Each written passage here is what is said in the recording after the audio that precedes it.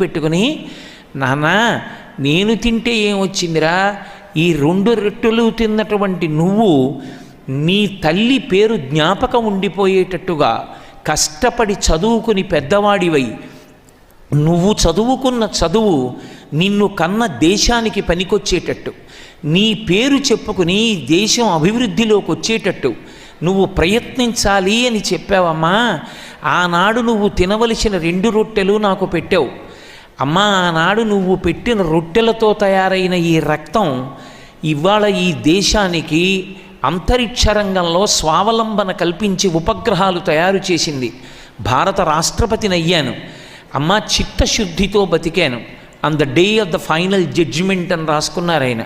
భగవంతుడు తుది తీర్పు ఇచ్చే రోజు ఒకటి ఉంటుంది. ఆ రోజున నా ఊపిరి ఆగిపోయినప్పుడు నువ్వు ఏ లోకంలో ఉన్నావో ఆ లోకానికి నేను వస్తాను అమ్మా. అప్పుడు